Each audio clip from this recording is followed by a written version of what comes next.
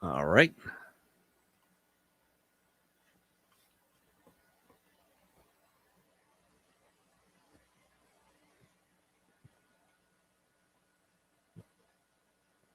Come now.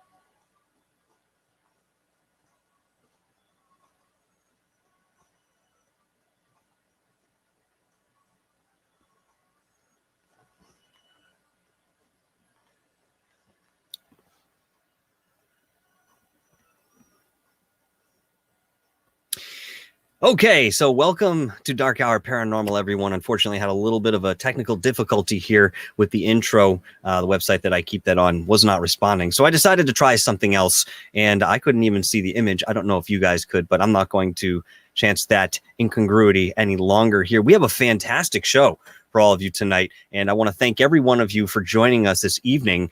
Tonight, folks, I have recently seen on ThirdPhaseOfMoon giving his testimony and story. I have the one and only Christopher Peters with us tonight. And I can guarantee you, with every sliver that's in my body, this is going to be a fantastic conversation.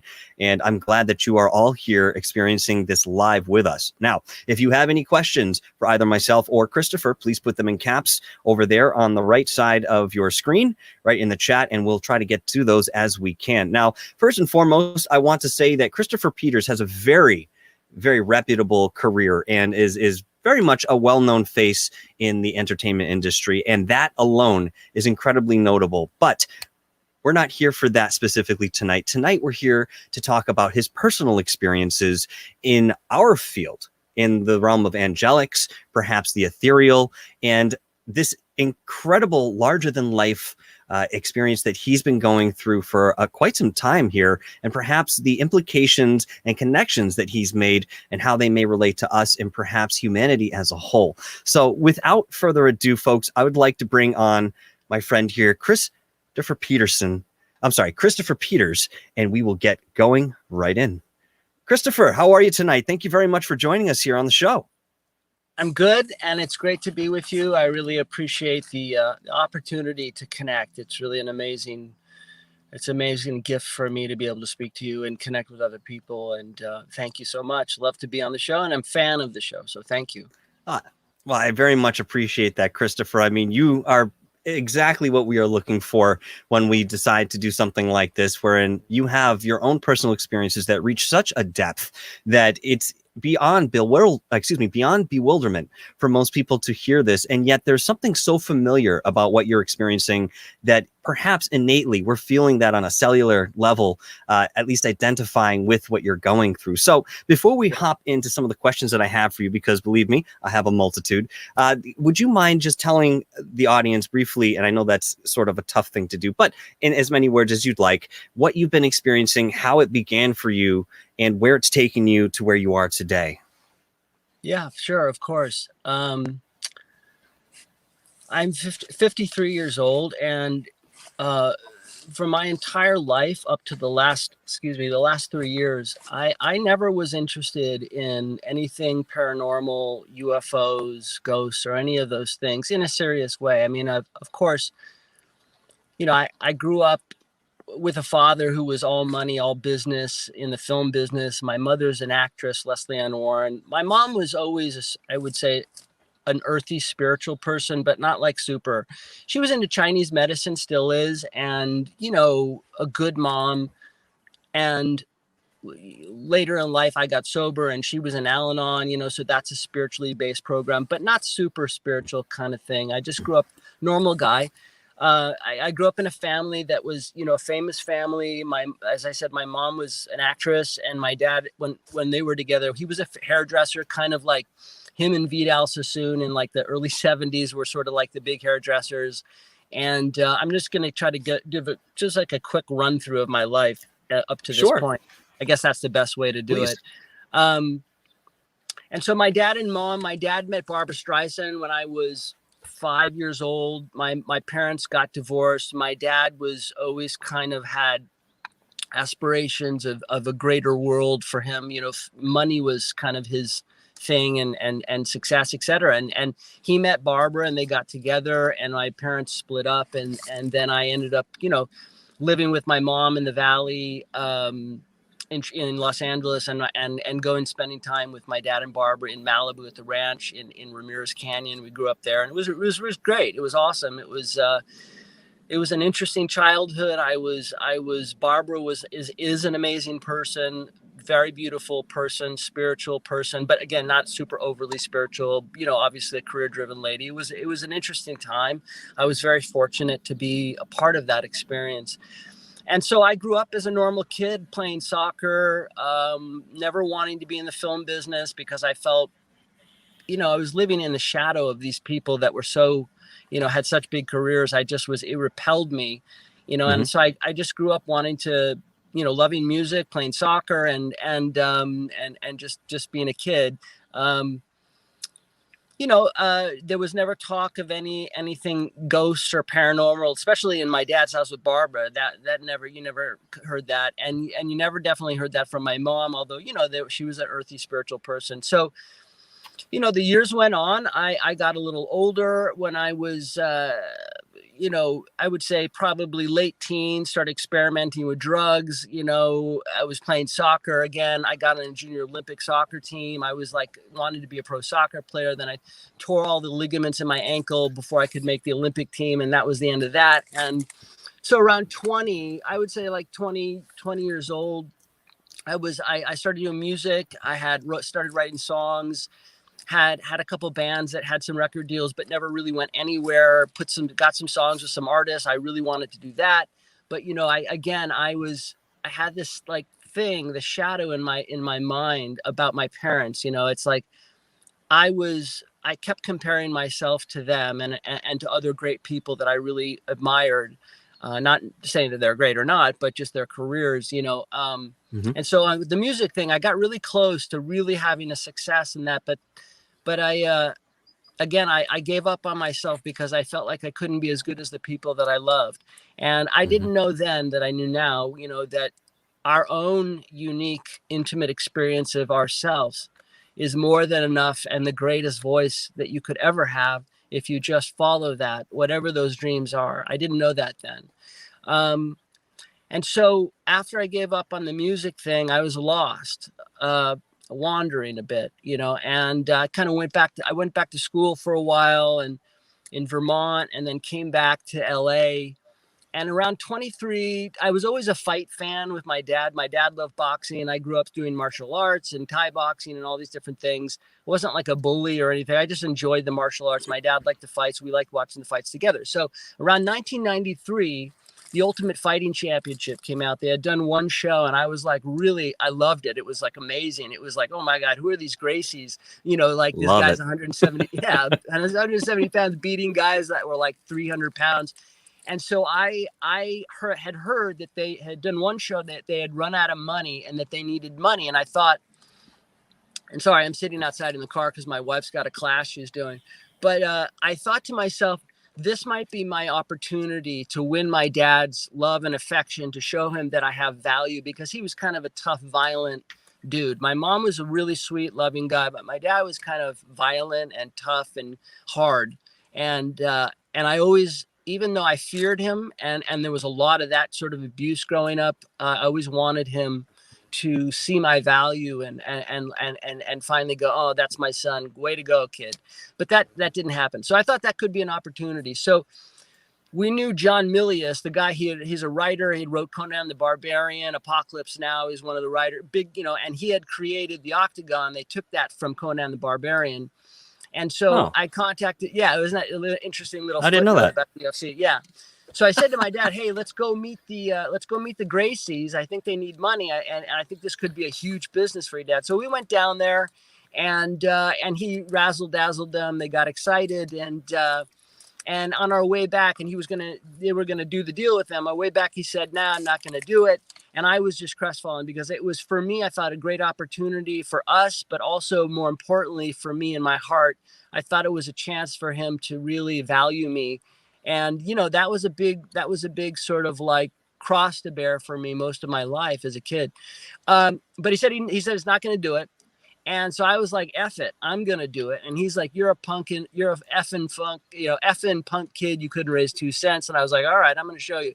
So long story short, I'm leading to stuff. It took me about a year, but I was able to put some money together, get them some money. And then I put together some more money. Did another show with Showtime called World Combat. And I was off to the races in this fight world, financing fight shows, putting together deals, managing fighters, still in the film world. But along the way, I picked up a huge painkiller addiction, and it manifested slowly over many, many years. And, that's the farthest thing away from ghosts and angelic and where there's no talk of any of that. So I was following, that wasn't really any of that, was not who I was in my heart.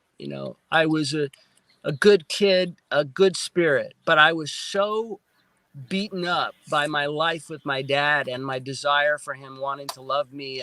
And I manifested this fight thing because it was like, he's a very macho and it was just sort of all that path I had to walk down.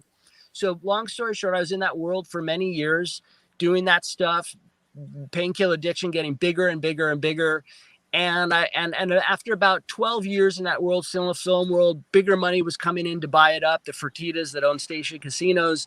And I was getting out, and, I was at point, like 80 Norco a day, like, just, and lost, came back to LA, lost a ton of stuff, lost of money. I was really going down the rabbit hole of just losing everything. And it was really the beginning of my rebirth, So I finally got sober. Well, no, I got back to LA and started a thing in the film world and started working doing kind of other types of film stuff. Met my wife during that time. We got together and then basically I got sober, and so I had lost everything. I lost a house that I'd owned and I was pretty much leveled out, but I was starting fresh. So what happens then? We lost the house that we were in, moved into a little apartment. My sweet little wife saved up all the money, got us out of an apartment, saved our butts, got us a house in the valley, and we started anew. And basically, everything was normal then. No, nothing happening. And then we were in the house for 1 year. And we were kind of like in the Chatsworth area, like North Hills kind of area in Los Angeles. And so one night, and I had never had any kind of experience, etc. One night, I'm out by the pool, and it's like maybe 11 o'clock at night. And our house sat up on the mountains that sort of looked over the San Fernando Valley, looking towards downtown LA, that area.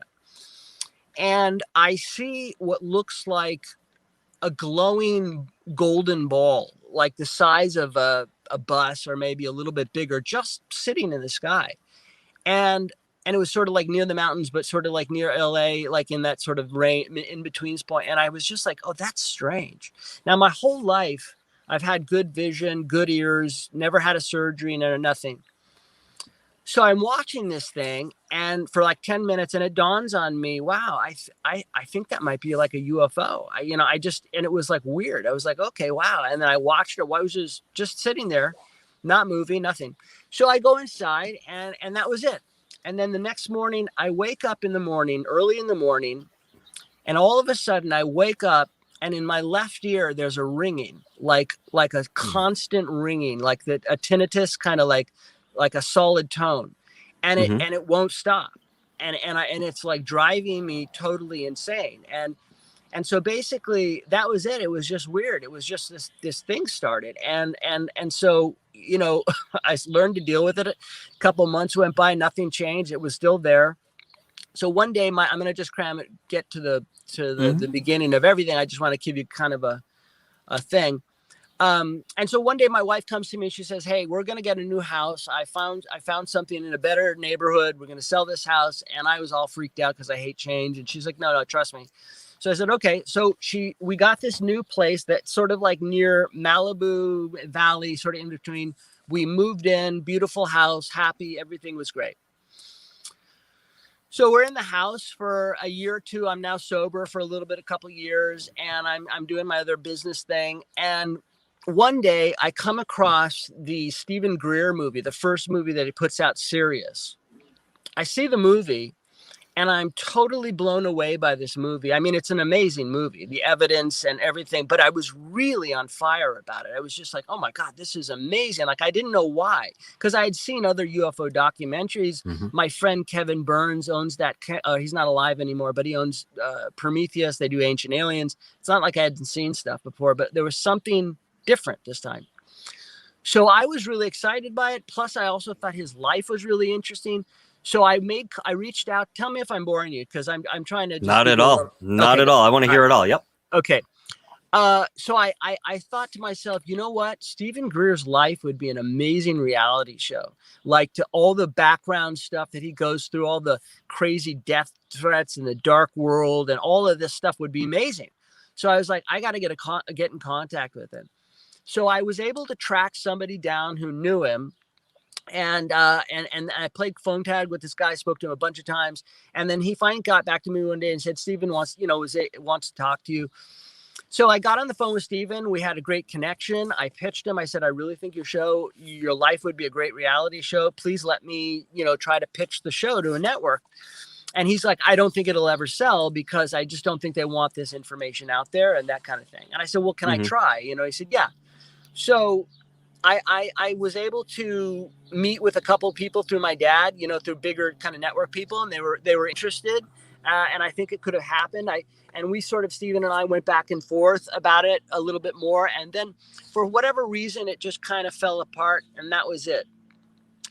So, but I remembered in that show, he does this protocol where you have like a laser, and like you see yourself in space, and you see the people craft in space, or whatever it is that you're imagining. And then you show kind of where you are in space. Then you show the earth, then you show the country you're in, the town, the city, your street, your house. And then you do the pulses of light. Like, I remembered that, that kind of stuck in my head. So time went by after Stephen had said no, and I was living my life. It was another year. The next one came out, the next film by Stephen, absolutely on fire again. I went to go show the family, my parents, and not my dad, but my mom and her husband. And they were just like, "Nah, I don't really get it. I don't think it's real." Like, but I was like, something was compelling me. And I was like, you don't love this? This isn't like mind blowing, like earth shattering. How do you not love this? They didn't get it. It was weird. But whatever, people, everybody, different strokes for different folks. So a couple years now had gone by. I'd seen the two Stephen Greer films. I had tried to contact him to do a series, but he didn't happen. And we're living in the new house. Everything was fine. And my whole life, from the very beginning, I think we all have this feeling, or maybe we don't, but I always felt like I was never able to really fit in anywhere in business or anything. Even though I had been successful, I never felt like I was a part of anything. I never felt connected. I always felt there was something else I was waiting for. I didn't know what it was. And I watch a lot of my friends have amazing careers, and I never had the ones that like them, but I had a good career, but it just never really clicked for me in the way that I thought it should have, because I was a capable guy, smart enough, a good person, I like to think. So anyway, so we're living in this house. I kind of resigned myself to like, okay, well, maybe this is my life. And I'm very lucky and I'm very grateful to have a beautiful wife, a loving home, be healthy, a nice home, a beautiful kitty that I love. And that was it. So a couple years had gone by and we're in the new house. And one day, my wife says, "We need new trash cans. Can you order them from the city?" So I said, okay. So I ordered the trash cans from the city. About a week or two later, they're showing up. So it's about 12 noon. on a clear blue sky day. The horn honks from the truck. I walk down the driveway. I go get the trash cans. I'm walking up the driveway. It's very slowly, facing the house. And for whatever reason, I just casually looked up into the sky directly above our house, maybe 100, 200 feet. And I see something sitting there in the sky. And I'm like, what is that? And it's the size of a small plane, totally silent, in the shape of like a walnut. And it's got these two big pieces on the front of it, like pieces of metal in an X pattern. And I'm looking at this thing for about 5 minutes. I'm looking at it and I can see it clearly in the sky. It's not moving. It's just sitting there. I can see the sun shining off the back of it, lighting it up silver. It's a silver colored like material. And the front of it is dark, like, because not being in the sun. And after about 5 or 10 minutes, it dawns on me, because when you see something in life, when you see something in reality that's not supposed to exist, even though you've seen TV shows about it or whatever, your brain goes into I did at least, into a cognitive dissonance where your brain does not know what it's looking at and doesn't know how to think about it. And it's you know what I'm talking about? Absolutely. Yeah. Absolutely. It was the first time in my life that I had ever experienced that. And I'm I would say I'm pretty aware of myself and in control of my thoughts and pretty introspective about my emotions and my state of being, physicality, all of it. I was absolutely free floating in a space mentally that I had never been before as I'm looking at this object. And it's slowly dawning on me, like different than when I saw it at the house the first time, whatever that was. This was something different. As it slowly dawns on me, holy shit, this is a UFO. The entire thing explodes in golden color. The front of it, the thing 100 feet above our house. It explodes in golden color. It starts doing these pulses on the front of it while the back stays consistent silver shining off the sun. The front of it starts doing boom, boom, boom, boom, pulses of to me look like hieroglyphics, like patterns. Wow. And I'm looking at this thing going, oh my God. And every time I go, holy shit, you're a UFO, bigger light, bigger patterns, bigger, boom, boom. I watched this thing for 20, 30 minutes, totally blown away. And then for whatever reason, I'm like, oh my God, I got to get back to work, but I can't leave this moment. Like, what is this? Like, is this really happening? Yeah, it's really happening. So the second I thought that I got to get back to work, it slowly started to fade and drift slowly away up into the sky, and it was gone. And I was like, what do you do? I felt like I didn't understand what I should do in this moment. Like, you got to tell somebody, you run down the street naked going, I just saw a UFO. Like, what do you do? Because it's an earth shattering moment for me. It was because absolutely. I was like, wow. So I picked up the phone. I thought, okay, I'm going to call my mom. My mom has been through the drug addiction. She's always been my rock. She's always been that sort of like person I talk to when I'm scared or afraid or whatever, happy, joyous. She's always a wise thing and very loving. So I picked up the phone. I'm like dialing her. I'm calling. I'm excited to tell her. I'm like, hey, Mom. Oh, my God. You cannot believe it. I just saw the UFO above our house. It exploded in golden color light. It's amazing. I watched it for 30 minutes. There was, and then after I saw dead silence, like for like a minute, it seemed. And it was like my gut sunk. And I'm like, hello, are you there? Are you there, Mom? She's like, Christopher, are you on drugs again? Are you okay? And I'm like, no, I'm not on drugs again. I'm telling you, this just happened. It was there. And it was just, there was like an anger. There was like there was like a rage coming from her, a fear. It really threw me totally. I was not expecting that reaction at all. And so what I did was I did damage control. I gracefully sort of calmed her down. I said, no, I'm okay. Don't worry. Maybe it was something else. Don't worry. I love you. It's great talking to you. Got off the phone. That night, what happened that night? So that night, I tell my wife what happened, same kind of reaction. And I thought to myself, now this is strange. Let me take some water real quick. Sure. Take your time, brother.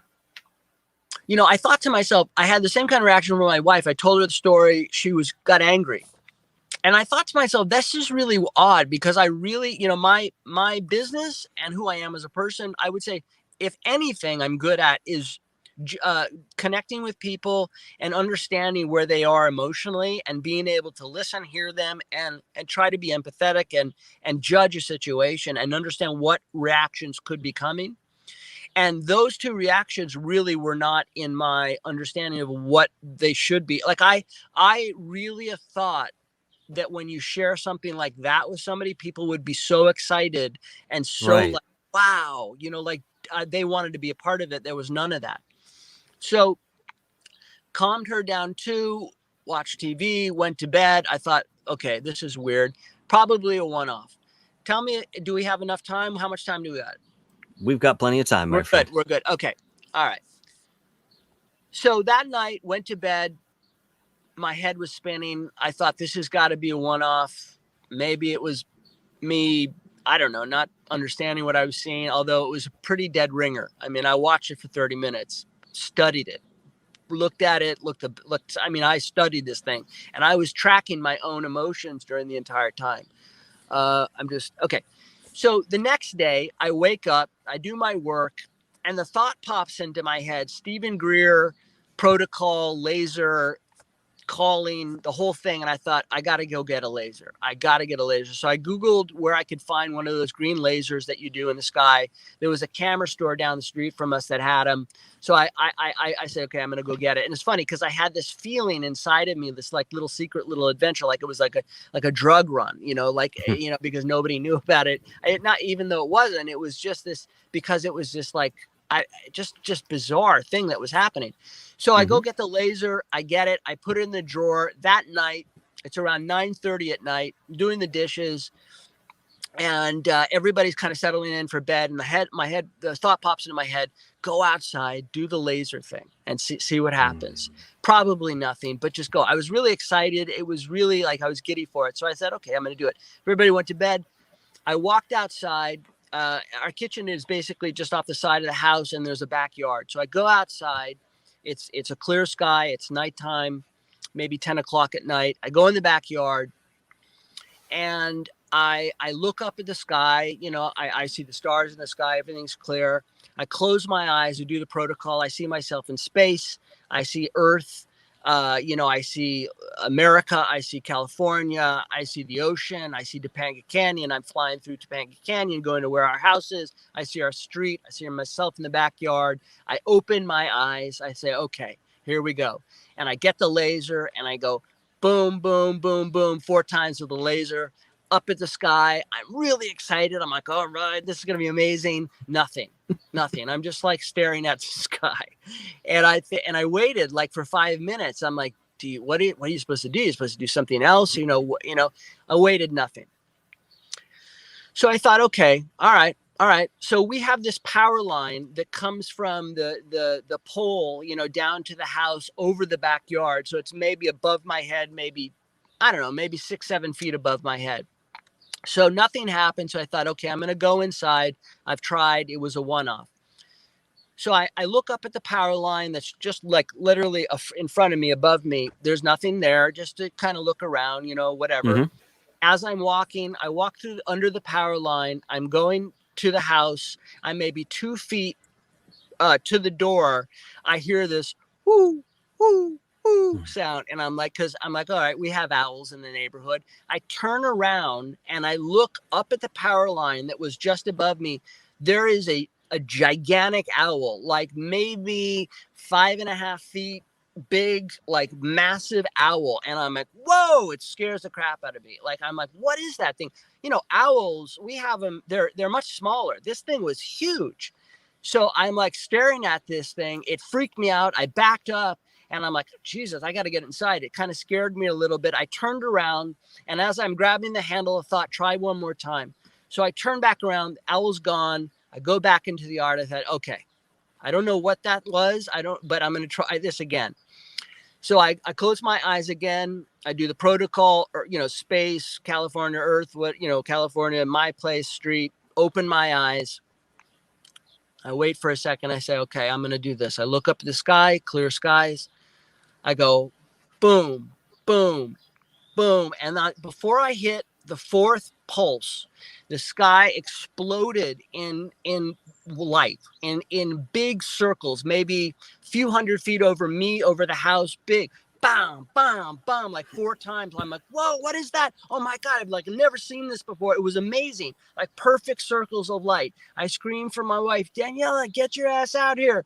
I'm like, Daniela, get out here now. And she's like, what, huh? What? Runs outside, comes to me in the backyard, looks up at the sky. You see up in the sky, you don't see any craft, but you see what looks like a cut.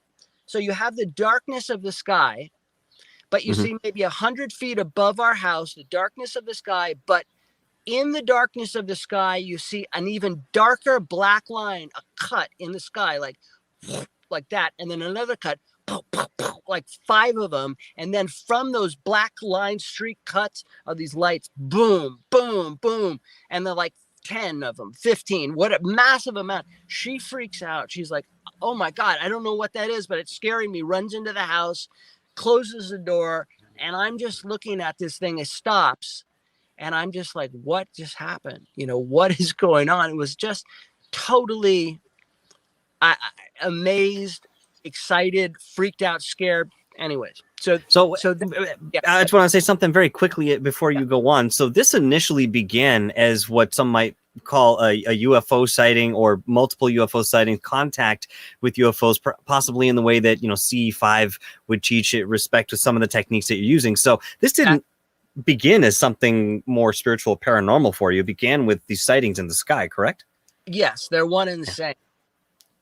I got a question about that too. Yeah, go ahead.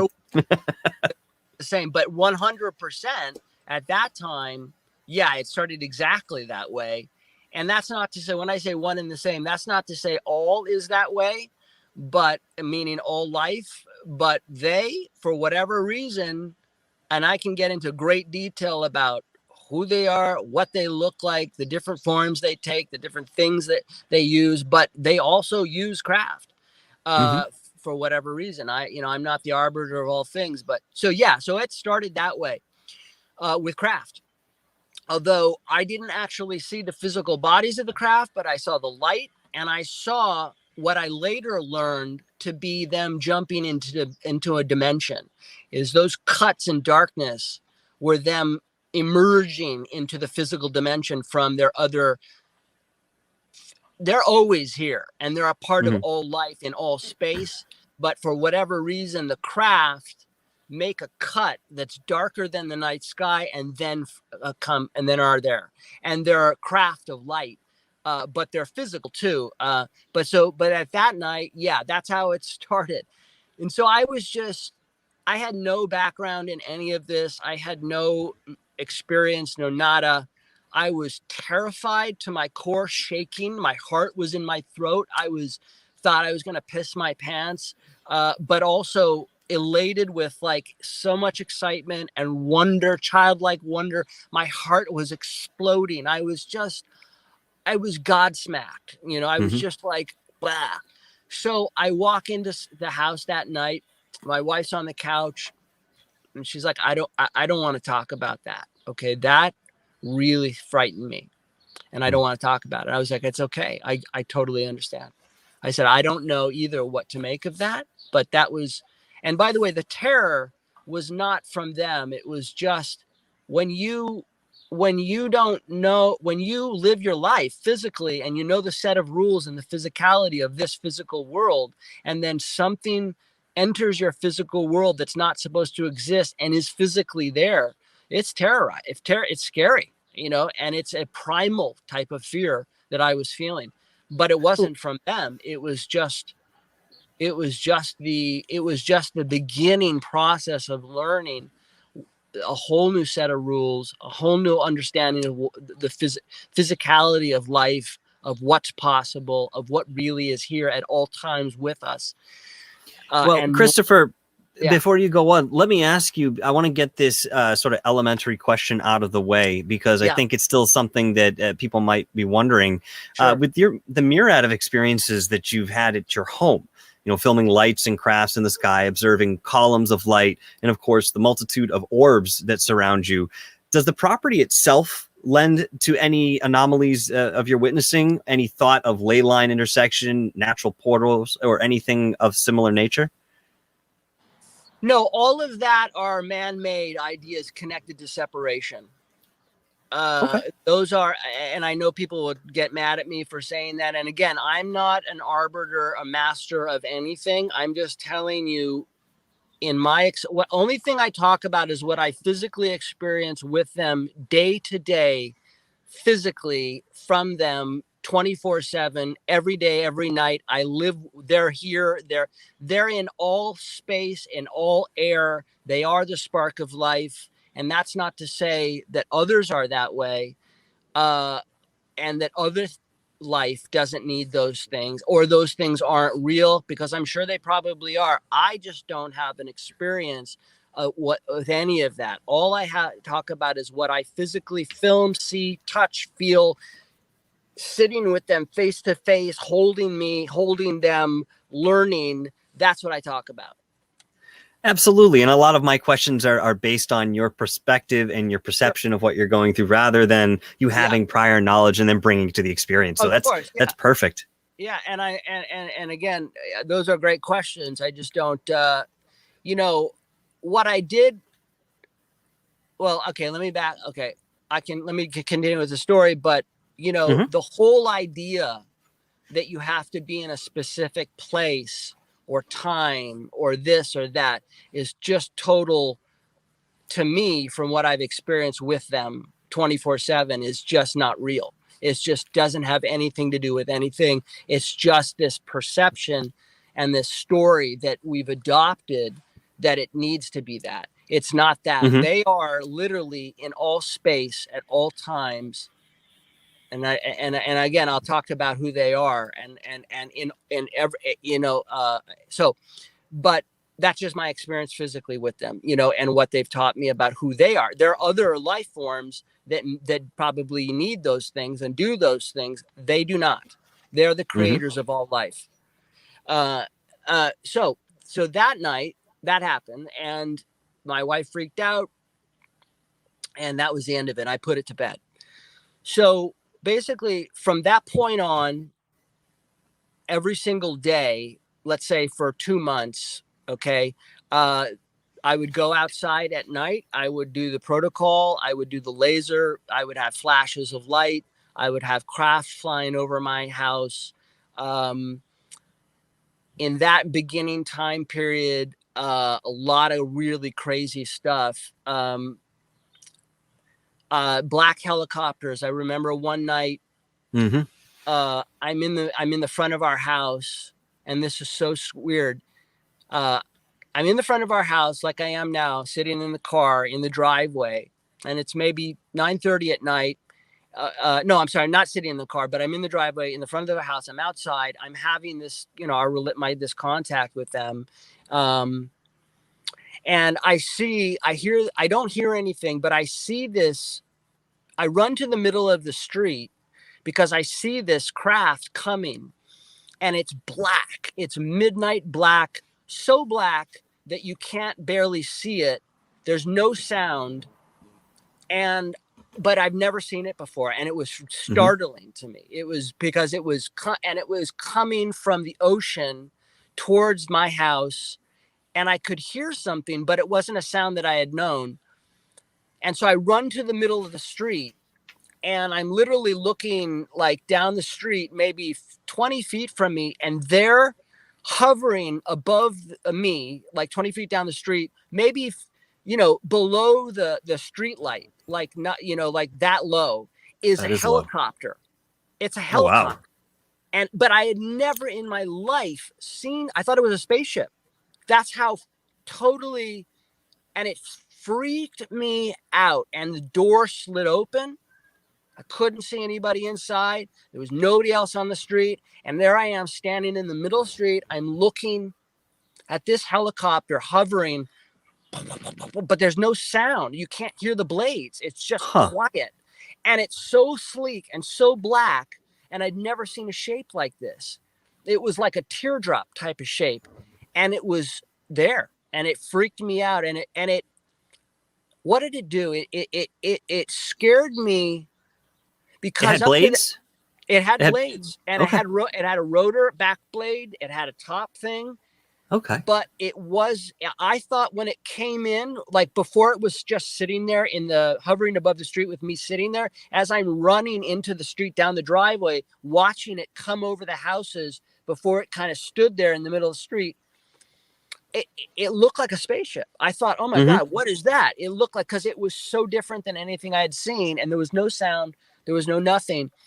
But up to that point, it was just my own little secret little world that I was in for like that first 2 months. I would go out every night, when the dusk, and I would have, like other things that would be happening in those first months. Like, I'd be standing in the driveway, and 10 feet over my head from, right to left, you'd hear this popping sound and you'd see like an opening, and the size of a baseball, a shooting star would go across my face, like 10, 20 feet in front of me.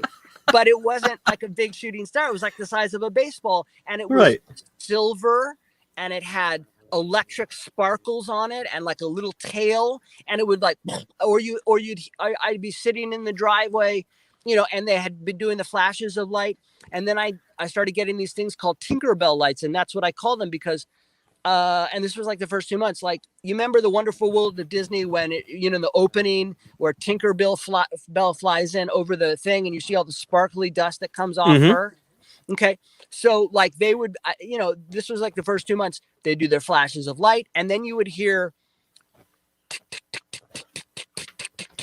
and like 10 feet over my head, like in the tree, would be this like sparkly Tinkerbell dust, like psh, psh, golden, like psh, psh, and it was just like all of that. And then like this whole other thing was also going during this entire time that started. And so I'll tell you a bit about that.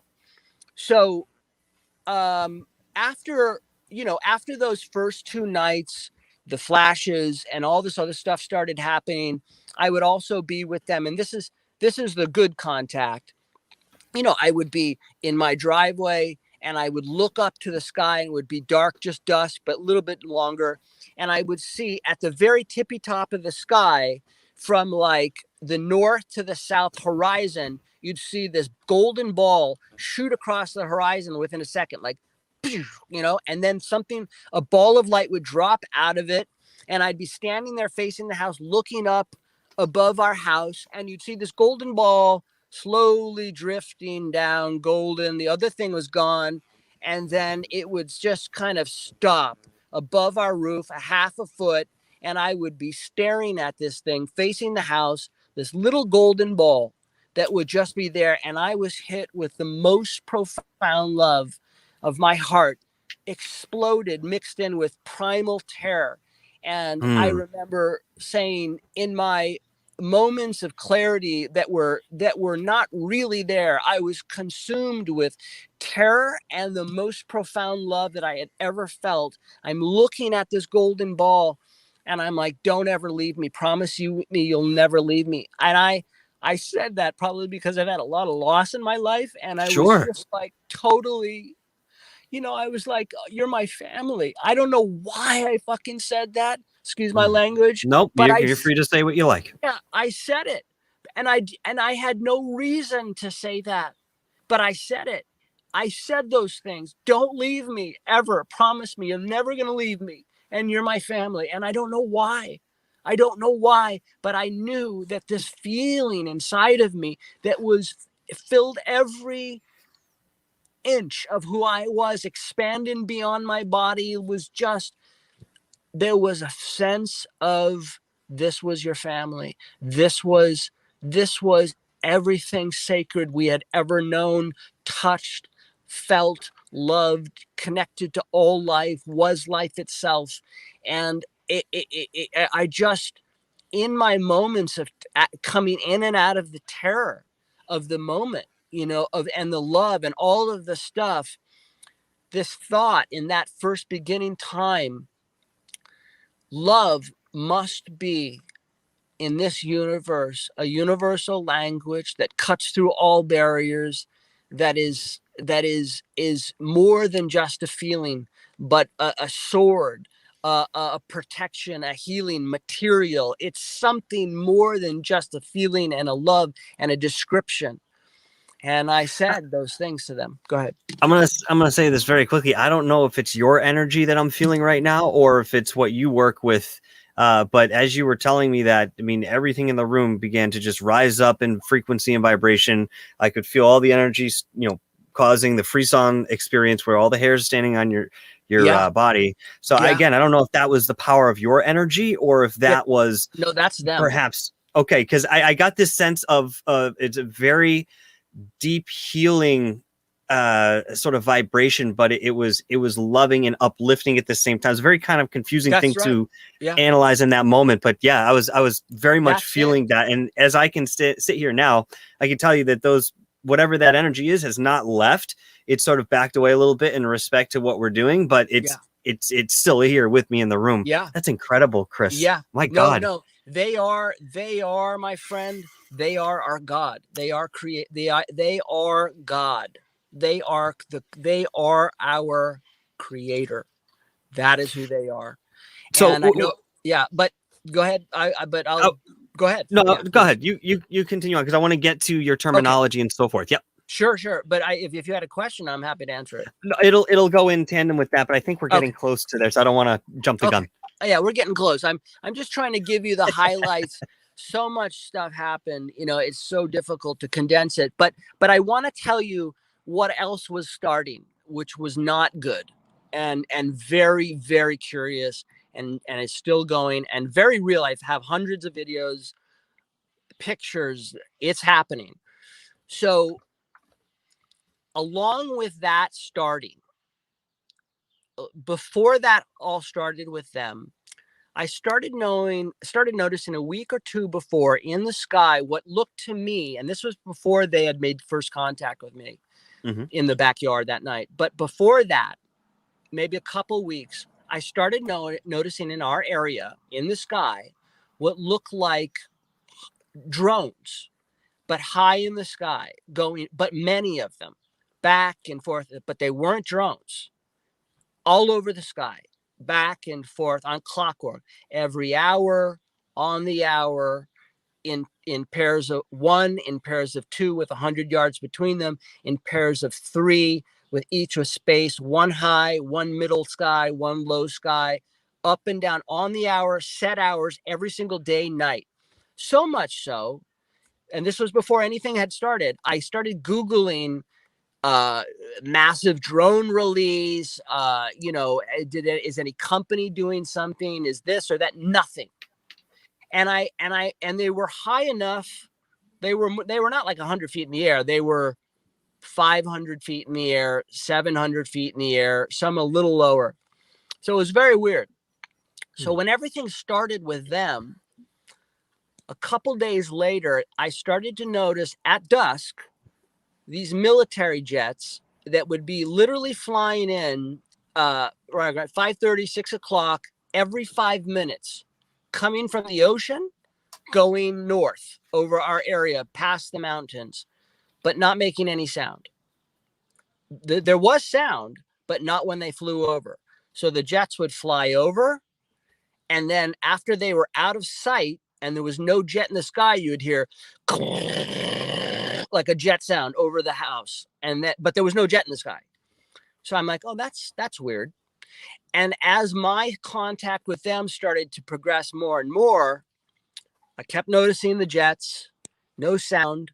And then one night, we have a house where we have a street in the front of our house, and then a neighbor across the street, and then behind the neighbor is a city wash, like a river, a city river that's for official use only. And it's wide, it's cement, it comes from the mountains, it moves water all throughout Los Angeles. So one night, I'm having contact with them, and the jets are coming back and forth. Every 5 minutes, there's another jet. And these are interesting jets. I'd never seen them before. These jets, and it's still happening today, these jets are a round, fat body with a very, very, very, very short tail. And the face of it is a snub-nosed face, all glass. The whole front of it goes, it's like shit. What is it? It's like a bubble, and then kind of like a duck's mouth, and it's all glass. And so one night, I'm sitting in my front, not sitting in my front, standing in my front yard. I'm having contact with them. I'm watching the jets at the same time. The jet stops in midair over our neighbor's house, over where the city wash is, freezes in midair. I grab my camera. I start filming. The thing freezes and then slowly starts to descend down behind my neighbor's house into the city wash. I see a flare, like a smoke flare. You know, when choppers are landing in Vietnam and they drop flares down to show where people are so they can land there too. I see one of those come up, big plumes of smoke behind the neighbor's house. The jet has landed. It's on the ground someplace now behind the neighbor's house in the city wash. Although I don't know how that would have happened, but it did. I see the smoke and I'm watching this, filming this. And then after 10 minutes, it slowly rises again, like lifts straight up in the air. And then as it gets to about maybe 200 feet in the air, you see these other craft start to kind of emerge from the city wash and kind of go side by side with the jet as it's sitting there silently in the sky. And then the jet takes off slowly. It's out of sight. I hear the jet sound. These other craft, one goes right, one goes another left. And these other balls of light up, boom, boom, boom, around it. I'm filming the whole thing. I'm like, what am I looking at? These other craft, I noticed, were what I thought the drones were. These what these things were. These I call sensor craft. They're for sure military. They are long steel planks, silver, with what look like a Christmas tree shape, red one antenna, and then one has a yellow Christmas tree shape antenna, and then there's a green one. These things, these sensor craft, fly every single night in our area and all throughout California, in every part of the city, in every state, I think, on the hour, every hour, in set patterns, up and down the sky, at different levels of the sky, in either 1, 2, 3, as if they're looking for something, like guards guarding a castle, because it's are you being monitored by us? Are some of these crafts in the sky, do you believe that that's part of our military watching perhaps what you're doing at this point, maybe privy to what you know? It's not me that they're watching. It's okay, all right. Who they're watching is what I later learned 2 years down the road is they're watching them because they know they're coming back for us. And because of where we are now in the world, because of who they are. Yeah. Does that present a threat to these groups of folks? Is that why they're monitoring, or are they preparing themselves and perhaps have in the back of their heads? And again, this is sort of speculative between us here, but is this something in the back of their heads that they're going to prep themselves or the masses for? Why might they be so interested knowing that these beings, if you will, are coming back in this way? Why would that be a threat other than perhaps changing the paradigm in which we live? Or is it that simple? Well, I'll tell a little bit more backstory, and then I'll get into who they are and all the different things that have happened to me and the process, but they started, from that first day, they've been in my life 24/7 every single day, only building more physically every couple of weeks. They're here already as stars in the sky. When you look up in the night sky, no matter where you are, and I know there are real stars, but now when you look up in the night sky, you're seeing their craft that are little tiny UFOs that mimic starlight. And they're in all the celestial patterns, and they're much lower in the sky than you could ever imagine. And so these other forces, but let me just back up for a second and then I'll get to that. Is that okay? Absolutely. Okay. So this whole military thing, I'm filming it. I'm watching it every night. Plus, I'm having our contact with our beautiful family. And they're doing all kinds of crazy stuff. And now, you know, at this point with my eyes, I couldn't see them. I couldn't see, you know, I couldn't see orbs or any of those things, you know, unless it was like physically right there in front of me, like normal, like if something's there, you could see it. But beyond that type of eyesight, I couldn't see, you know. But one night I invited my friend Joe over, he's like in his 80s, taught the Bible as literature. You know, I said, Joe, check this out through my infrared camera. He's like, there are hundreds of orbs everywhere. He goes, I don't know what that is, but it's freaking me out. You know, so they were there. But so one night with our good family, you know, the military thing's still going on. So one night, you know, my whole life I've looked at the night sky as everyone else has. You know, stars are a million miles away and they're beautiful. That's it. For whatever reason, month 2, one day something changed. That night, I'm out at night. The night comes. I look up at the night sky, and all of a sudden, every star in the sky looks 10 feet over my head, looks 20 feet over my head, literally 20 feet, 30 feet over my head. I'm literally seeing the stars in the night sky. And then I whip out the camera and I'm looking at, you know, like, what is this? I'm seeing if I can capture it on film. Like maybe the camera doesn't capture it, but I'm seeing it with my eyes. So this went on for a couple of days. I was totally freaked out. I'm like, what happened to me? It's not stopping. I'm looking at the night sky. The stars look 2 feet over my head, 20 feet over my head, like almost I could touch them. So one night I'm in our back bedroom. I'm looking out our window and I see what looks like a star below our power lines, right near the fruit tree, just hovering over the grass. I run out to the house, run outside. I hold my hands up to the stars in the night sky, and the stars in the night sky start to slowly descend down towards my hand. Like not all of them, but a good bunch of them, like like a triangle, like slowly down to my hands, and then slowly kind of raise up. And it was like such a mind blower and so crazy. And I'm like, wow, oh my God, what is changing? And so from that point on, stuff started to change. I started to wake up every day with scoop marks out of my shins. I started to wake up with, you know, every week, you know, with hundreds of little dots with circles within circles and circles on my ankles. A month later, again, there's so much has happened. I'm trying to give you all the different snippets. Do you think that you were being abducted and they were doing something physically to you, or do you think there was another reason for those anomalies? No, I think they were physically changing, altering my eyesight, my body, my consciousness, all of it, because all of these things were changing. I woke up, you know, maybe 3 months down the road. I've never had a surgery in my entire life. Now I wake up this morning, I have a scar with suture marks from my neck to my belly button. I have shit. I have on my right pec, a big triangle with a dash at the tip, and then a small triangle with a dash at the tip. And I later, like a year later, started taking pictures of them doing the same design over my house in light and energy, which I later learned was God's symbol, their symbol, who they are.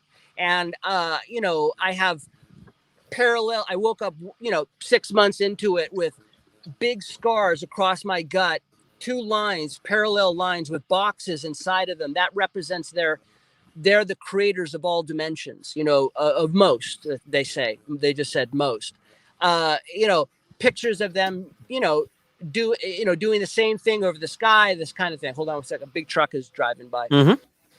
So at that point, I still had no idea who they were. I just thought, you know, this is an amazing experience. This is crazy. I'm definitely in contact with someone, but I didn't know. I didn't have a dog in that fight. I'm not religious. I've never opened the Bible. I don't care about that stuff. I said to them, hey, I don't care who you are. You're amazing to me. I don't need you to be God or this or whatever, but who are you? You know?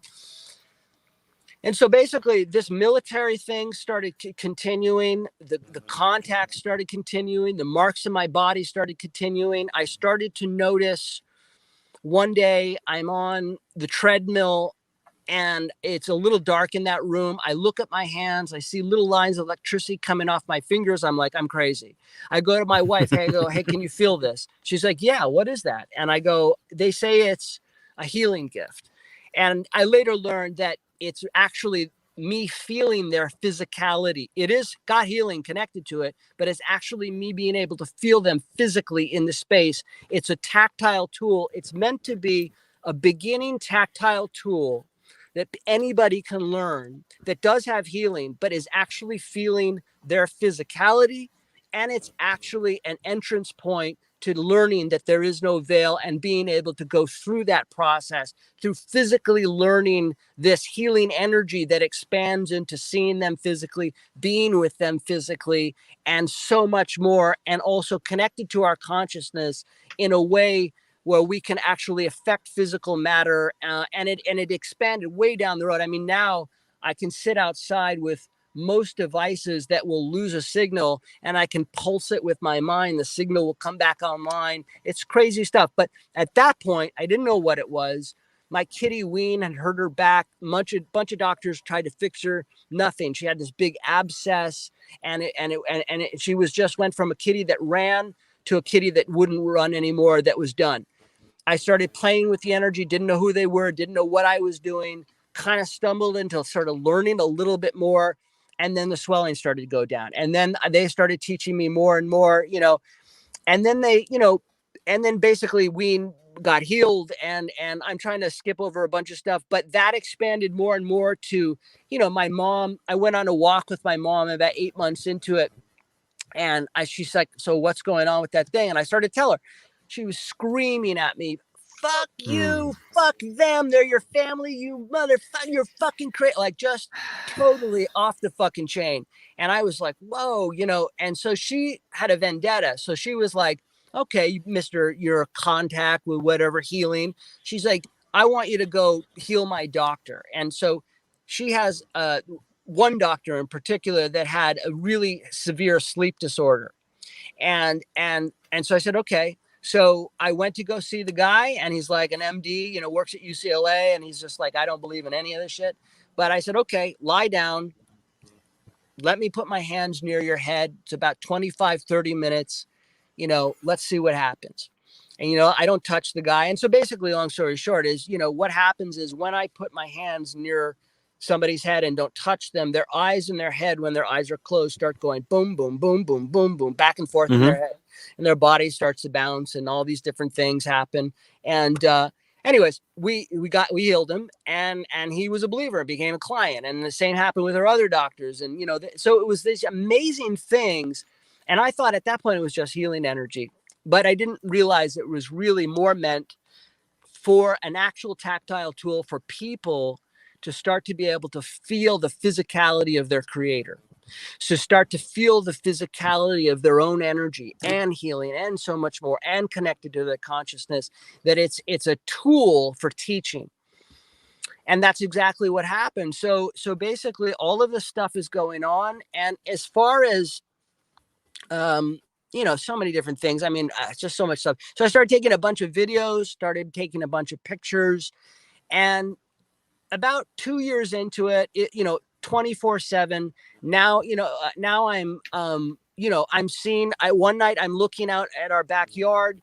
My eyesight's changing. I'm seeing the stars in the sky 20 feet over my head. Now I'm looking at our backyard, and I'm seeing one night 100 million streaks of blackness flying everywhere. And then a couple days later, that blackness turns into orbs. Now I'm seeing orbs. And then for a week, I'm seeing that. Then a week or two later, now I'm seeing all the hundreds of orbs, gray, black, white, everything. Now I'm seeing sparkles of purple, blue, light, and red everywhere, sparkling, coming through the walls into the house. Now I'm starting to get touched. I'm starting to see things in the house. Now I'm starting to sit on the couch at night, and there's hundreds of orbs everywhere. And every square inch of air are these blue purple orbs. This was the beginning of me starting to understand who they were. This was because they had to kind of get me up to speed in this way of getting my attention with the craft, getting all these different things, altering these different things in my consciousness, my body, because all of it at once would have just blown my mind. So it was a couple year process of going through this thing. So now, you know, I'm in this space a couple of years now. Whenever I open my eyes, wherever I look, are hundreds of blue purple orbs in every space and any place I go, connected to each other. And in between them is this gel shimmering energy. And I Does that literally, get distracting at all for you if you're out to do a normal task or go about your daily workday and you're having these experiences? Is this something that you can switch on yes, and switch off at will? Yes. Okay. totally. It's all perception. It's all a perception thing. So like, you know, if it's everything is perception, you know, everything, as you know, creates physically first in our own mind, our consciousness. Consciousness is not just a meditative state that we describe, it's a physical place. And it's also a tactile tool, and it's also an alive conscious entity with, you know, all life connected within and separate consciousness at the same time. So it was just this just ocean of teaching and learning and scars and craft and things, and I didn't know what it all meant. I was like, so one night I'm standing outside, and sorry, I thought I heard my wife coming. So one night I'm standing outside, and it's about maybe a year and a half, 2 years into it, you know, and you know, I've gotten to the point then with them at that point where I could ask any question of them at any moment in time, whether it's during the day or at night, and say, you know, if X, Y, and Z, I have this question, if that's true, can you do a shooting star? If that's true, can you do an owl sound? Can you do a plasma owl? Can you do a blue flash? Whatever. Right. And they'll do it. They'll just do it 24/7 on whenever. Why? And so, Why do you think? Before on, why do you think it is you that is chosen to have these experiences? And I don't mean that in the sense that yeah. there is some sort of filing system where they're saying, okay, these are the specific people that we're going to have this experience with and so forth, but more in the sense of do you believe your purpose is behind these experiences? Is it something more personal in the way of conviction, or do you believe you have a higher purpose wherein you become a public figure in the way that perhaps Dr. Stephen Greer is, or Phil Schneider, or any of these other what we'd call whistleblowers to either military or spiritual worlds? What do you feel your grand purpose is in knowing this type of information? Is it to impart it to other people, or again, sorry to reiterate, is it part of your own personal journey? No, I mean, I definitely want to, you know, everything that I went through, you know, and I want to tell you this thing, and then I'm going to answer that question. So about a year into it, maybe a year and a half, 2 years into it, I'm standing there at night outside our kitchen, everybody's asleep. And I'm like, you know, I'm like, being with you is amazing. I love you with all my heart and soul. This is the greatest love affair of my life with you. That's what it had become, other than my family. That's how dear they are to me. I said, but the military thing and the jets going back and forth every night, every 5 minutes, a different jet, and all of these sensors in the sky and all of this craziness. And this was maybe 8 months before all the virus stuff, all the different thing. I said, that scares me, because that's not normal, and that's right there every 5 minutes. And it's real, and it's not that everything else wasn't real, but it's tangible. It's not hiding. It's not this. And I said, what is going on? And they said, you don't want to know. It'll scare you. And I said, you're right. I don't want to be scared. I'm not interested to be afraid. I said, okay. I said, well, are we going to be okay? Meaning humanity. And they said, yes, you will. And I said, are we going to be able to get through this as a society? Are we going to have food, water? And they said, some. They said, most not. Some, but yes, you'll have. Is this a particular timeline that we might be able to change based on our actions? Is this I'm going to answer more of all of that. Okay. Sorry, go ahead. All right. Yeah. Yep. Nope. That I'm just jumping here because I have the questions, but please, if I'm interrupting you, keep going. No. I didn't mean to be. Please, I'm sorry about that. I didn't mean to interrupt you. Go ahead. Ask the question. No. I was just wondering if this is more of a premonition rather than something that is going to be concrete. No, I mean, concrete. Could we change our path? It's concrete. No, this is where we are heading. Okay. Period. And we're already there. So, and this is, again, not anything that I ever wanted to talk about or be interested in. I am not one of these dudes looking up doomsday things going, yay, let's let's just drown ourselves in terror and fear. I don't want any of Right. that. I don't watch horror films anymore. I weep over bees. I love all life, nature, you know, and that's also a huge part of them. That's an extension of who they are. But that night I asked that question. They said, yes, yes, we will get through it. There will be a society. There will be food. There will be water. These kinds of things. But most won't. And I said, okay, you know, but a lot will, meaning, you know, many people will. And the thing that I came to learn about them later is they're very specific about how they answer and nonplussed in terms of their emotional state. That doesn't mean they don't care.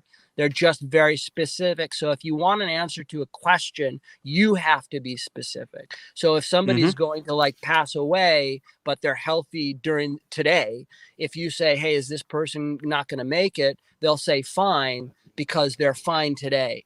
But so if you you can't infer anything. You have to literally ask, okay, I know they're fine today, but are they going to be okay 2 months down the road, 6 months down the road? And they'll say won't, or this or that kind of thing.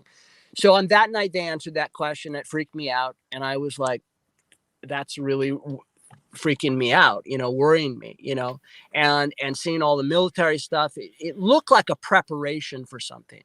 This is what this military thing looks like. It's just happening now, right? I'm sitting outside. They're going over my head. You know, it's happening, and the sensors Right now? are there. It happens every 5 minutes, dude. It's Okay. an ongoing thing, and the sensors are there every night to be filmed. If you came over, I'd say, there it is. Look, and you go, holy shit, there it is. There's the two. There's the pair of three. There's the two. It's not. I mean, it's so nuts that they have these sensors, these other ones that fly over that have a helicopter sound, but it's clearly two lights with no body, or a plane, a prop plane, like, but it's like three lights, no body. But it's like, and they do it every single day and night. So it's this like preparation thing that you're witnessing. And that's what freaks you out, because you see it's happening. They're doing, it's going on, and you're like, holy shit, and that's not from them.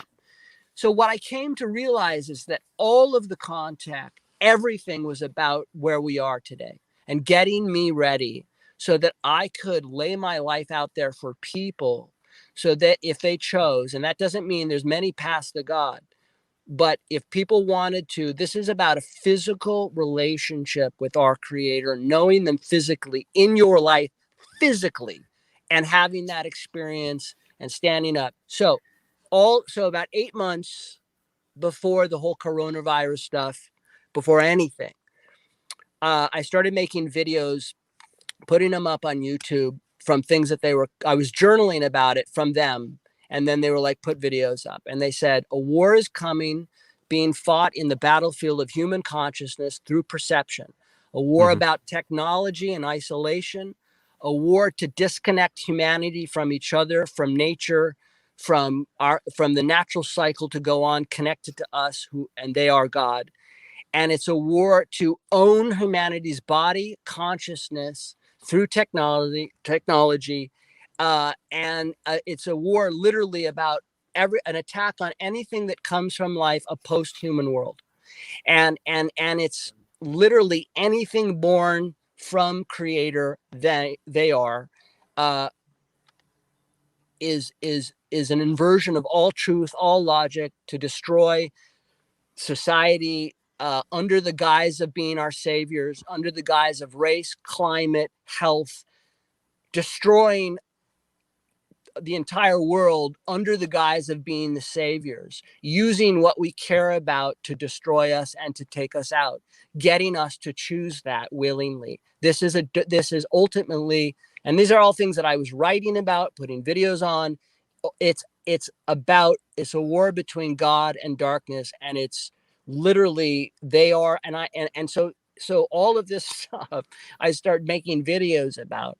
And then after maybe a night or two, I did those videos. I'm sitting outside in my kitchen, and I got my new iPhone, and I'm taking pictures of the night sky. And this is the first time this happened, because up to that point, it was just blue orbs everywhere around me, touching me. I would sit in the kitchen and these blue orbs would expand into giant columns of purple light, geometric patterns holding me physically, warmth going through my body, and all these images. It was a ritual that we would do every night. So on this night, that's the cover of the book. I take a picture, night sky. I'm literally facing my neighbor's house about 5 feet. So there's like the roof 5 feet in front of me. Picture of the night sky, the roof. And then the next picture, boom, is this big angel with outstretched wings. If you look at the cover of the book that I sent you, you'll see the long body. They appeared using mist. They can use mist with infused light through it. So you'll see mist in shapes of wings, long body. And then at the very top are these two little thin arms reaching out, going sort of west with the head turned. And that was the first time that they had done that. And then I started doing, from that point on, I would turn the camera on me sitting outside, and you would see an orb fly by me, like a white orb would go, and then all of a sudden an explosion of mist, a live mist would start swirling all around me, faces coming into the camera with mist and outstretched wings, angels. And then I started to really learn about who they are, that they are the God of the Bible, that this is really about humanity making a final choice that humanity has to make, which is standing up for freedom, shaking off this tyranny, anything that comes from them, standing up for that, however you do that. And ultimately, they're going to be returning soon.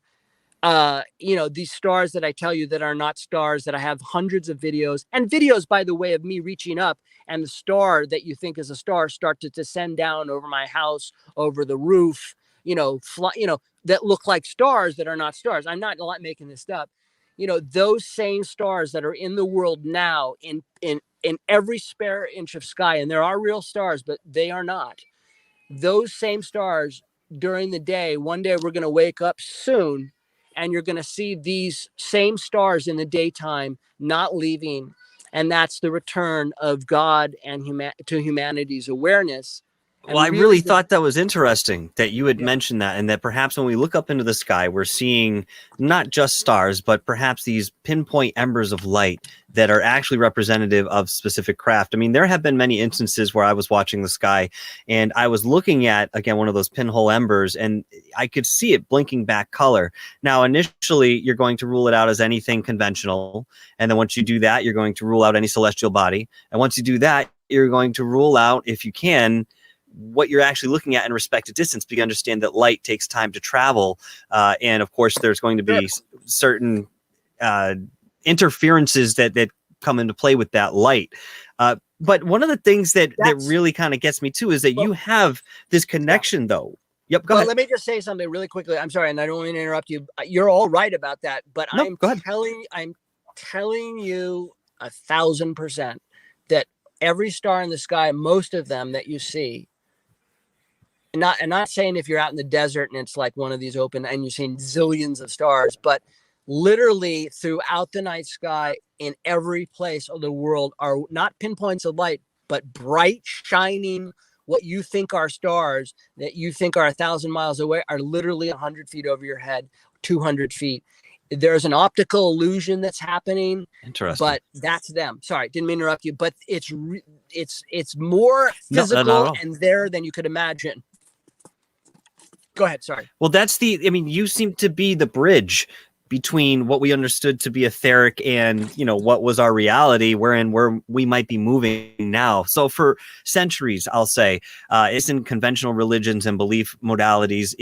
It was always something out of reach. It was just a concept. It was a notion to talk about some of these angels, gods, and so forth. Now, I mean, there's two things I want to bring up to you very quickly here. Sure. The first is that your terminology, the use of God and angels, immediately has those religious implications for someone who is not familiar with your story or who you are as a person.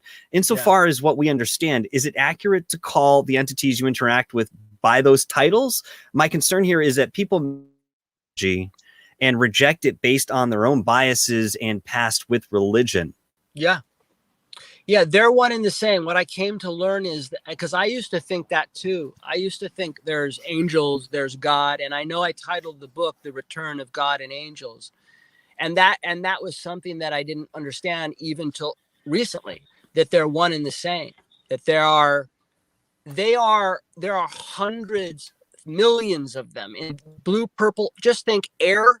Think an alive, conscious being that is your creator in every square inch, and millions of alive, conscious entities that make up a whole and that are also separate consciousness, connected and also connected and physically a part of us and all life, that is our God, that is the spark of all life, that can physically alter physical matter, emerge from the light, the air that you see, nothing in front of you, all of a sudden becomes physical, like gel, like you're swimming through gel, and color and light emerges in front of your face and touches and you move. That's who they are. Yeah, sorry. Let me What was your clarify question? this too. Yeah. No, let me clarify this too. What you had just Right. said, that it's not necessarily that these beings come from nothing. It just appears that way because of whatever we're able to see in respect to the light spectrum, whatever our awareness is at that moment, perhaps how we vibrate as a whole, really dictates that experience in being aware of what else is around. There have been instances where I have walked into certain places and maybe the air felt heavy, or maybe it felt a lot lighter. I attended a specific practice. I forget the name of it, but it was a breathing serpentine kundalini exercise that this particular group of people come up with. Yeah. And I attended this session in a hotel, and there were probably about 40 people in attendance there. So they did this demonstration where the person would lay on the massage table, and essentially the next person would begin working on in respect to healing of hands and so forth. What they were doing is they were activating little spots in their energetic meridians. And what was happening was when they were unlocking that, the energy in that person's auric field and throughout their body was able to flow based mostly on the kundalini energy. So you see this real serpentine movement in how they work. Now, the interesting thing about this experience, besides what I'm mentioning there, is that I went to this convention with two people who really didn't have knowledge of this, but were interested in what it might be about and didn't have a background the way that I do in spirituality and so forth. So as we're standing there and the procedure starts beginning, all of a sudden you literally feel the room fill with this really light vibrational energy, and it almost makes you feel high. And I started experiencing this, and I'm familiar with it, but I wonder if my buddies were feeling it too. So I very quietly leaned over to one of them and said, "Hey, you feel that?" And he looked at me with these wide eyes because he'd never felt anything like this. He's like, "Yeah, what is that?" Like the energy of this entire room is raising. Everybody's energy is collectively moving up. That's what we're feeling here. So, I mean, there's a lot there in the way of what we're not seeing with our physical eyes in respect to what's actually there. Yeah, you're totally right about all of that. It's a great story. Thank you. I want to articulate a little bit more about they are God.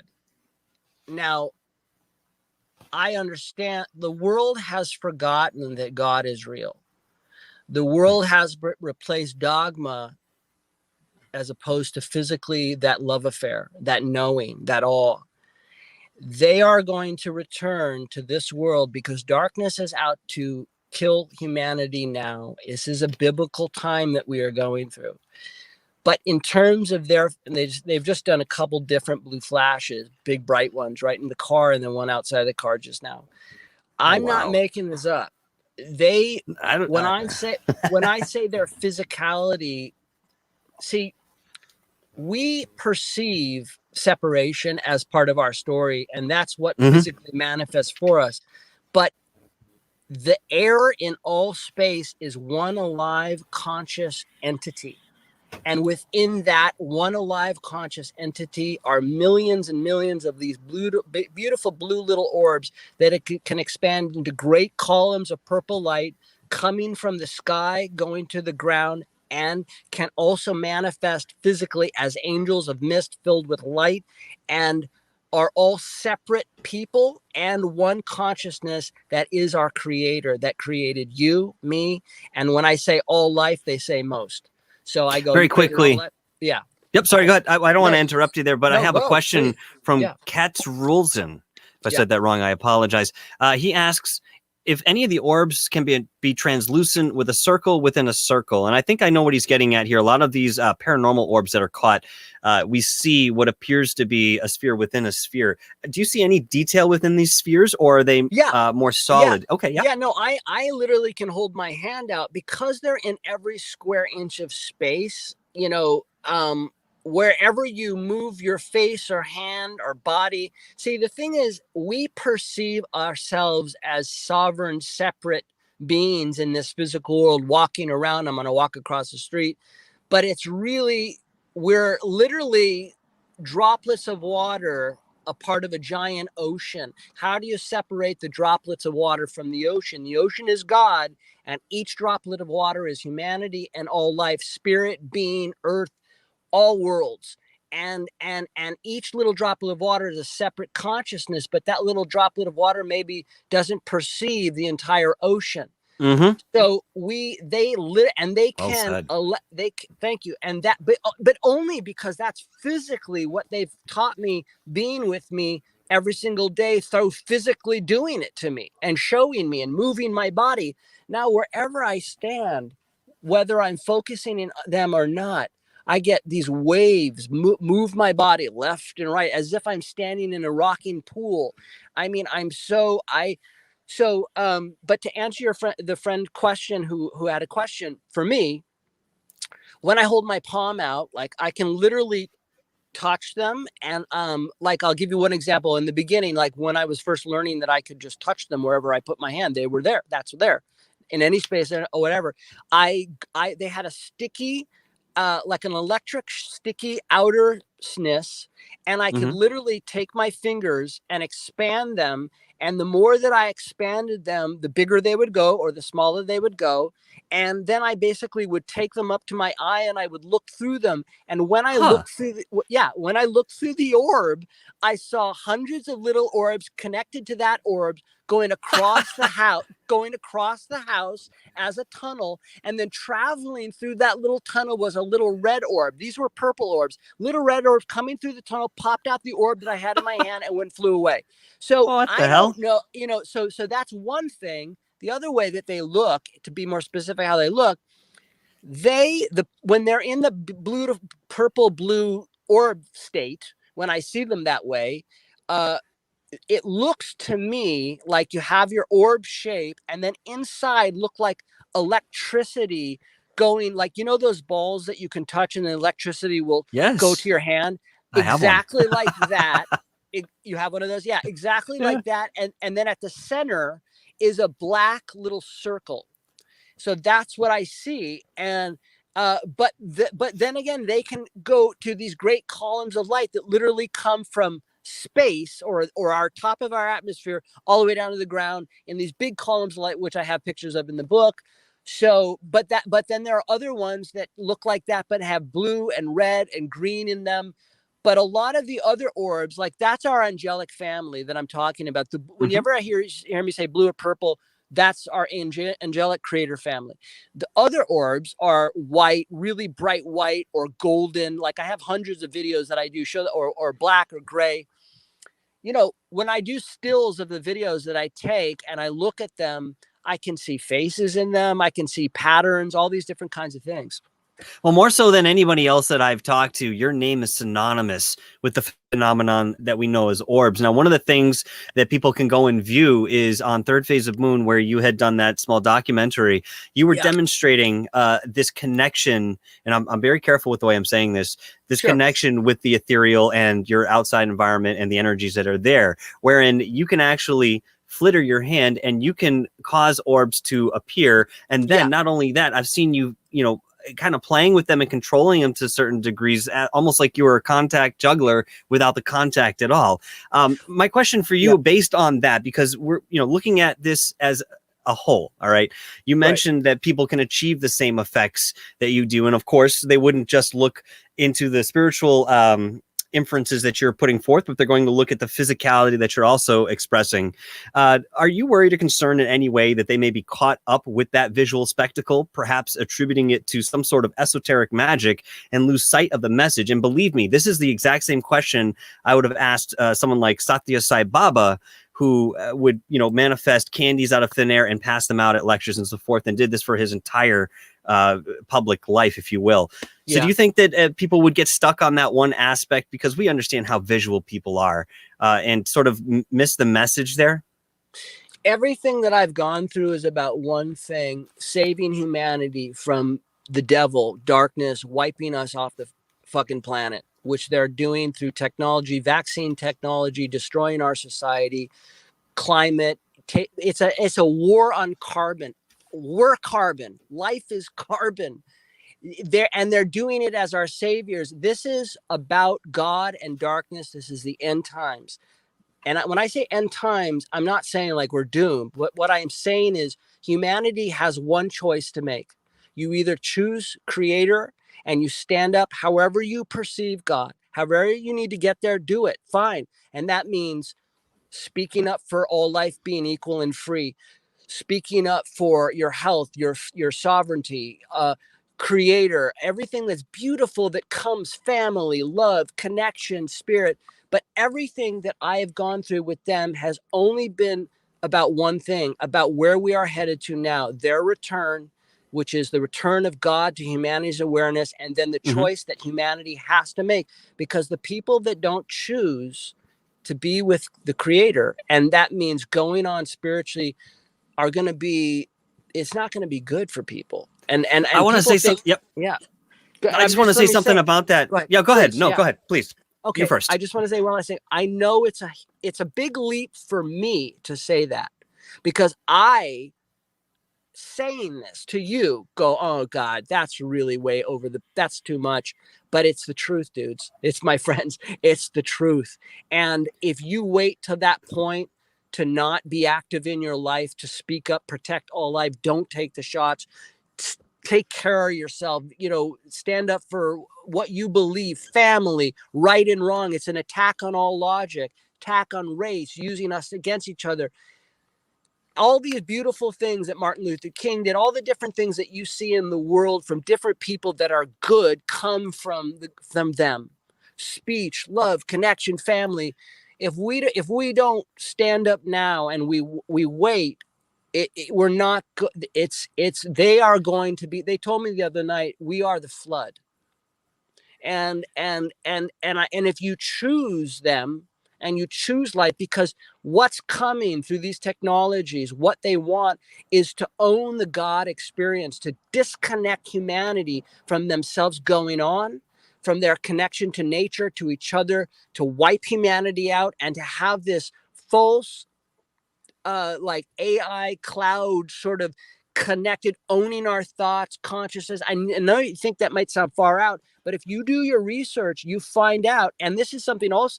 I started making videos about this stuff, and I'm like, oh my God, I'm just full of shit. I'm making this stuff up. Like before the virus, when it first started, I started making videos from them saying within this virus there are metals.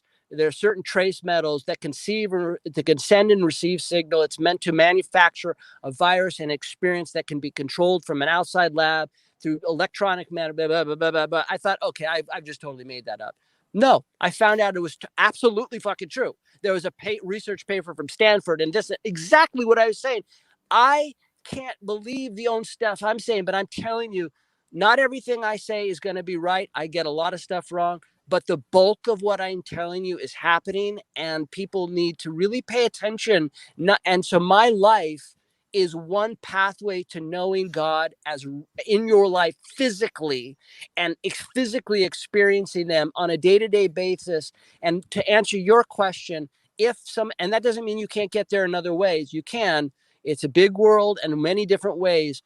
And I'm not saying I'm a master of anything, because I'm not. I'm just saying my life, how I've lived it, is one pathway. That is an exact process that's part of nature and all these different things. But my point to you is, and all these things come with it, that you fall so head over heels deeply in love with them. If you do this process and you learn the healing and you start to be able to feel the air, which is our creator, which is them. I literally feel when I do that thing with my hand and then all the orbs come out. And by the way, that other beam of light came out that wasn't an orb. It was like a W, golden W with mist all around it. But all of these different beings, they live inside of this energy that is them, that is our creator, that is a spark of life with us. We just perceive ourselves as separate, but literally we're not. So when I'm popping the air, it's because they taught me how to feel them physically. At the beginning, thought it was a healing energy. Then I told you, hey, no, it's not. It's a pathway and through the veil. It's a teaching tool. That is one of the aspects where you start to be able at any moment in time, just I'll watch TV with my wife and just kind of have my hand open, palm, and I feel waves of energy in my hand and my body, and I'm feeling like I'm holding clay in my hand. So That's incredible. It's an alive clay that we are encased in this gel energy that is our God, that is them, that is the blue purple columns of light, purple orbs. We are physically a part of them, meaning those blue purple orbs were made up of them. And that's why we can affect physical matter and connect to each other across great distances, because we are them. That is who they are. Well, as I was learning how to work with healing energy and, of course, eventually becoming a Reiki practitioner, this is something that they had been reiterating in different words. And what I'd like to say about what you're saying in respect to moving forward, where we're headed, if you're not on board, you may be left behind. This isn't also, it's not a new concept. But, that being said, it really does depend on the individual in this point. I mean, for example, if going into the next vibration and moving into the new reality that we may be, of course, again, dictated by frequency, it could be in the way of an analogy here, wherein you're walking by a boat, the captain's standing by the side, he's saying, hey, you want to come on? This is where we're going. You now have the personal choice to say, well, I'm going to continue doing what I normally do. That's cool. You guys have fun. Or, hey, I'm going to go ahead and hop on this boat. It's really that simple of a choice, but it's a personal decision. I hope it's a personal epiphany. I hope that is not what I am getting. I hope it's that way, my friend. I would love it to be that way, where it's just, hey, it's a vibration and a personal choice. I get what you're saying. I love that. I love all of that. I want it to be that. I think it's a life and death question, really, more. Well, we may be past a threshold wherein it may not be that gentle. That was also something that was proposed many years ago, that it could be on either end of the spectrum. We could move gently as one into this new vibration or reality, or it could be something more cataclysmic, wherein you do have the physical environment around you sort of crumble, and yet if you stay within that vibration, you're locked into that experience for a little while. It's not that. It's and by the way, I'm sorry if I sound like an asshole. I'm not trying to not at all. Please. I love hearing everything you have to say, man. We are under attack. These vaccine passports, Great Reset. This is real stuff. I know it's being called in the mainstream media. It's like, it's conspiracy. That dudes, my friends, do your research. We are under attack. This is all darkness. And the scary thing is this creeping death that they do incrementally, where they tighten up, let go, tighten more, let go, take away this freedom, demonize this person, turn everybody against each other. It's an organized collapse. And this is what they're trying to tell us to fight against, to connect with them, because it's part of evil. It's part of darkness. It's part of the end of humanity. And that is what I'm trying to say. And I know what that sounds like. And I hope it's what you're saying, like it's just this other thing where we can kind of evolve or not.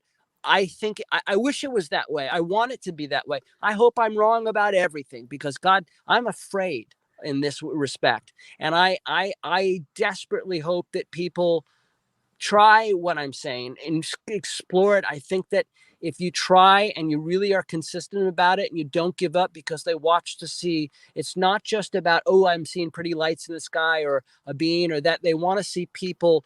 They will connect with people who are willing to do something to help all life and to stand up for that. So I would say to you, have no fear, my friend, because I do believe this is not the first time that we've gone through this.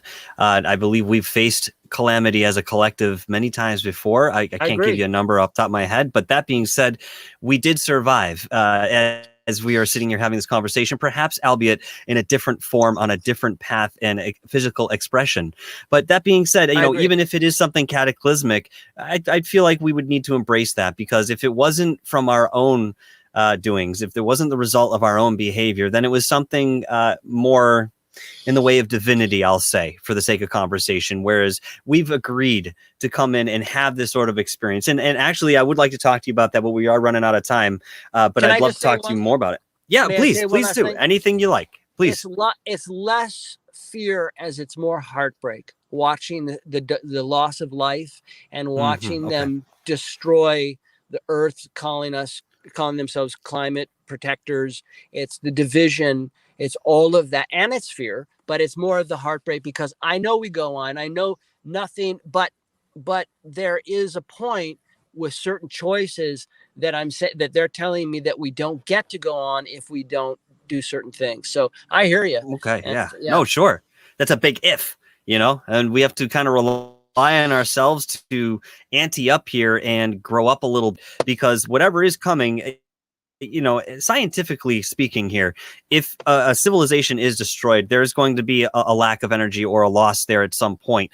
It can either go down that way or something more constructive. I mean, I guess we'd use our imagination because we live in such a disharmonious reality, but yet we still see plenty of signs of harmony, balance, and there is that window that we can kind of peek through and even crawl through. We win at times. In the end. We win in the end, for sure. 1000%.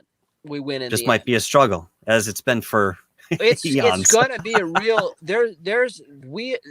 people are going to not be able to hashtag move on down the road. Everyone is going to be called and accounted for, and we have to stand up together and have unity, because we do win in the end. But there is going to be, lines are going to be drawn in the sand. And if you don't believe me, see what happens down the road. But we absolutely win in the end. And we do go on if we stay with our natural source, to our connection and to each other, and all the things that you're saying, for sure. Absolutely. Well, Christopher, I know we've actually gone over a little bit, but believe me, I could talk for another 3 hours here, but I see that it's getting a bit dark where you are, and I don't want to keep you in your car. But listen, I want to thank you for coming on the show with us tonight. And is there anything you'd like to express to the audience at large in the way of promotional material, where they might be able to find you if you'd like to be contacted or anything along those lines? Well, first I want to say thank you so much to you. I totally respect you as a person, your work. I hope I didn't sound like when I talked over you in any way. I love and respect you, and this ability to be with you and share. Honestly, for me, it's everything that I want to do, and I feel so grateful for that. And the book is called The Return of God and Angels. You have a copy of it. It's going to be up on Amazon soon. If people want a free copy of it, I'm happy to send it to you. If you like it, please share. I want people to have it more than I care about the money. I want people to share the book if they feel connected to it. It's a great book too, guys. Just to say, I did sit down and read it, and it sort of reads like a poem in the way that it's put together. And yet he has incorporated all these different photographic pieces of evidence to go along with his writing and literature. It's absolutely fantastic. And I wish I had a physical copy of it. I'd put it right on my coffee table so that it was always at arm's length. It's just one of those fascinating books that you can actually read through and get some more out of it each time that you read it. And yet it's not expansive in the way of a novel. It doesn't have to be. So I definitely implore people to check that out. And of course, get in touch with Chris if you'd like to read it sooner than it's released. But it is fantastic. And I thank you very much for sending that book to me. I've really enjoyed it. Thank you. You're very kind. I really appreciate that. Let me just tell everybody if somebody wants a free copy of it, I'm happy to share it with you. cpwaters@aol.com, cpwaters@aol.com. If you dig it, share it. That's the most important thing. And thank you again. Really. Absolutely. Now, I know that you have things going on there, but if you have 2 moments, I'm just going to close up the show. And if I can say my proper goodbyes off camera, it'd be great. If you have to run, I'll understand. I can give you a ring at another time. I'm All good. right. Thank Whatever you. Thank you. Yeah. All right. I'll pull you off the camera and I'll close up and I'll come back and talk to you. Thank you very much, Christopher Peters, for being with us here today on Dark Hour Paranormal. Cheers, mate. All right, folks. Well, I'm absolutely charged, and as most nights, I'm not going to sleep as a result, and that's usually a good thing, good indication. I mean, coming into this interview, and I've talked to you guys about this before, where I was feeling energy prior to connecting with a guest, and today was absolutely no different. I felt this the moment that Christopher and I had first connected over a personal conversation. I could feel the energy that this man held, and tonight is an absolute expression of that in the conversation. Incredibly intellectual, very left field in certain ways, and yet we're able to bring it back and ground it as you would a stake right into the solid ground, if you will. So thank you guys for being here tonight. Thank you all for your fantastic super chats and support. I really appreciate all of that.